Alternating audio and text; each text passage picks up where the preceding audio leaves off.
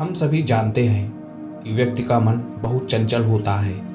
यही कारण है कि मन अशांत रहता है और कई तरह के सवालों का जन्म भी अशांत मन के कारण ही होता है। यदि आप जीवन में शांति चाहते हैं तो इसके लिए जरूरी है मन को शांत करना। लेकिन मन को शांत कैसे किया जाए? आज की इस कहानी के माध्यम से आप जान सकते हैं कि मन को शांत करने का क्या तरीका है। तो चलिए जानते हैं इस कहानी के बारे में, जिससे आपका जीवन बदल जाएगा। दोस्तों, एक बार एक लड़का गौतम बुद्ध के पास जाकर कहता है, मेरे जीवन में बहुत अशांति है, कृपया करके मेरा मार्गदर्शन कीजिए जिससे कि मेरे इस अशांति से छुटकारा पा सकूं। गौतम बुद्ध लड़के से जीवन की अशांति का कारण पूछते हैं। लड़का उत्तर देता है, अत्यधिक विचारों के कारण मेरे भीतर बहुत सारे विचार आते हैं जिससे मेरा मन अशांत रहता है।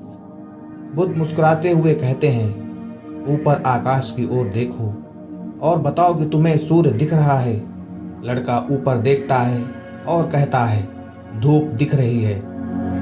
बुद्ध उससे पूछते हैं कि अगर तुम लगातार धूप में खड़े रहोगे तब क्या होगा?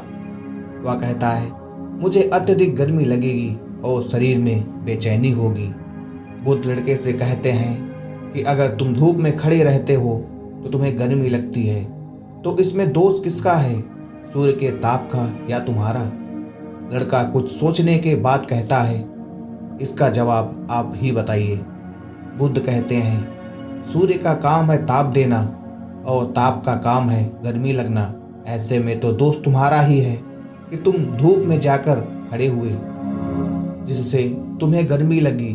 तुम्हें अगर शीतलता चाहिए तो तुम्हें छांव में रहना होगा।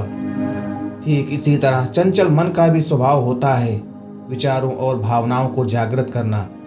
विचार क्षण भर के लिए होते हैं, लेकिन विचार से पैदा हुई भावनाएं देर तक टिकी रहती हैं। लेकिन यह तुम्हें निर्णय लेना है कि तुम्हें विचार और भावनाओं के साथ चलना है या फिर अलग दिशा बनानी है। वो लड़का बुद्ध से पूछता है, मन को कैसे शांत करें? बुद्ध कहते हैं, मन को शांत करने के लिए तन के आयाम पर काम करना सबसे आसान तरीका है। शरीर के स्तर पर हमारी कामेंद्रियां और ज्ञानेंद्रियां हैं। कामेंद्रियां कर्म और ज्ञानेंद्रियां ज्ञान से जुड़ी होती हैं। इससे हम अपनी संवेदनशीलता को बढ़ा सकते हैं। यानी हम जो भी काम करें उसे आनंद के साथ करें। मन के आयाम से हटकर तन के आयाम पर जाने से ही तुम्हारा चित्त शांत होगा। ऐसा करने से तुम मन के आयाम से हटकर शरीर के आयाम पर आ जाओगे। ठीक उसी तरह जैसे तुम धूप से हटकर छांव में आ सकते हो। मन के आयाम से हटने पर तुम्हारी जागरूकता तन पर आ जाएगी। जब तुम तन के आयाम पर काम करोगे तब तुम्हारा चित्त शांत होगा।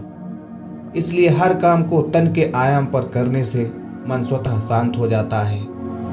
लड़का बुद्ध से कहता है, अपने भीतर के सुर को कैसे सुने?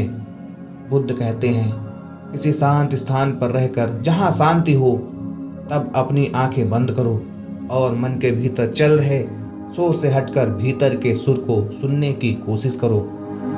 सुर निरंतर चलता रहता है, लेकिन बाहर के शोर के कारण तुम अपने मन के भीतर चल रहे सुर को सुन नहीं पाते।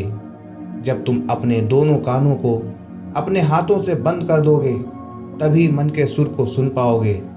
इस तरह तुम मन की अशांति से दूर हो जाओगे और तुम्हारा मन शांत हो जाएगा।